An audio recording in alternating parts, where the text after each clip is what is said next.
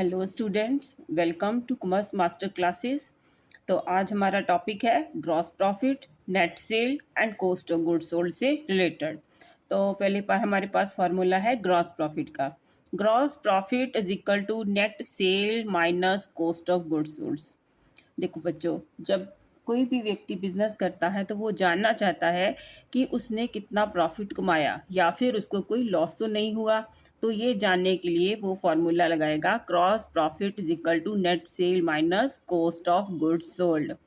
तो net sale क्या होती है?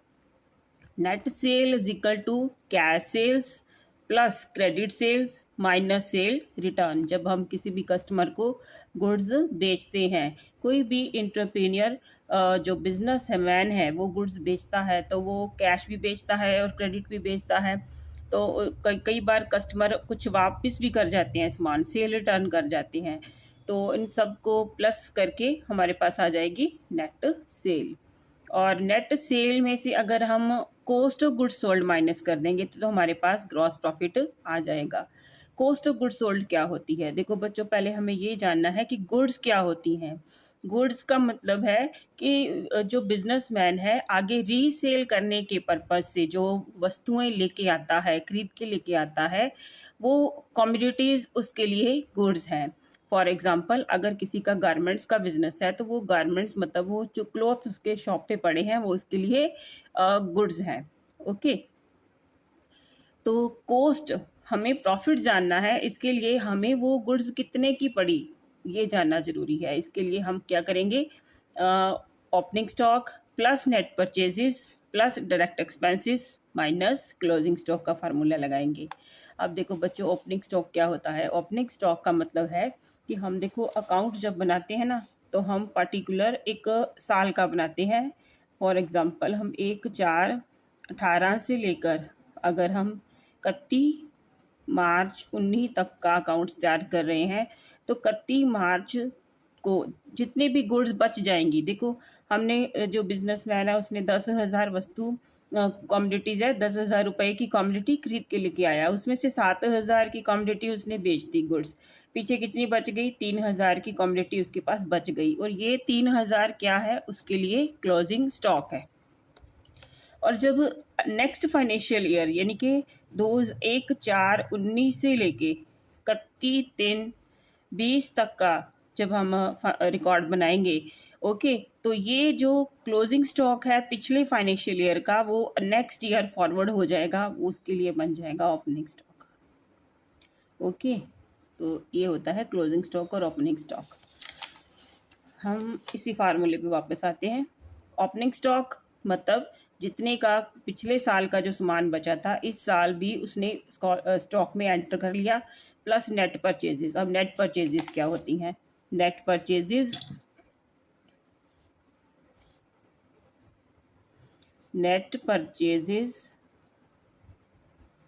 Is equal to cash purchases plus credit purchases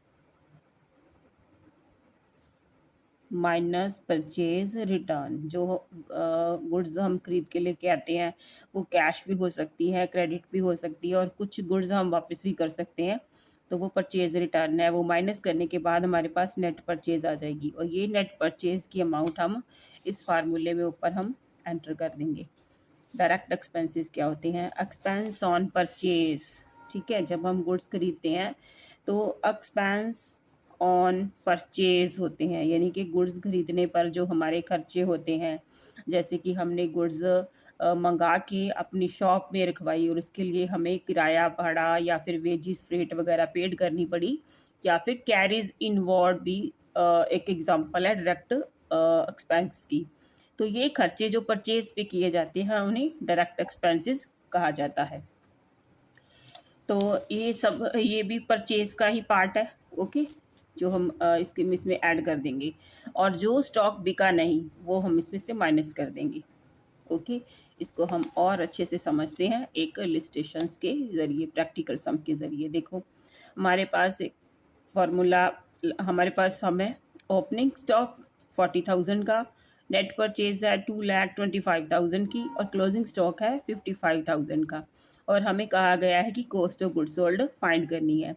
तो कॉस्ट ऑफ गुड्स सोल्ड का formula opening stock plus net purchase plus direct expenses minus closing stock हमने लिख लिया है। अब इसमें हम ये अमाउंट्स फिल कर देंगे। ओपनिंग स्टॉक हमारा है 40,000 का, तो हम यहाँ पे लिखेंगे 40,000 प्लस नेट परचेजेस है 2,25,000 की, तो हम 2,25,000 इसमें ऐड कर देंगे। फिलहाल इस सम में डायरेक्ट एक्सपेंस हमारे पास नील है, मतलब दिए नहीं, तो फिर हम इसको ऐसे ही छोड़ देंगे, नहीं फिल करेंगे।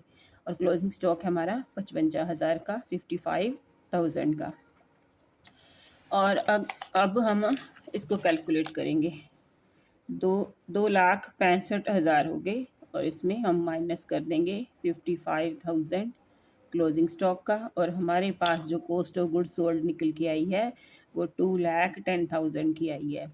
ये क्या है? ये cost of goods sold I है। ओके। और अगर हमारे पास यहाँ नेट सेल्स गिवन है, मान लो यहाँ पे 2,50,000 की नेट सेल है, तो ग्रॉस प्रॉफिट कितना निकलेगा? Gross profit is equal to net sale, या मैं लिख देती हूँ formula, net sale minus cost of goods sold. Net sale कितनी है हमारे पास? 2,50,000 की। और कॉस्ट ऑफ गुड्स सोल्ड कितनी है हमारे पास? 2,10,000 की। तो हमारे पास ग्रॉस प्रॉफिट कितना आ गया? 40,000 का। Okay, thank you.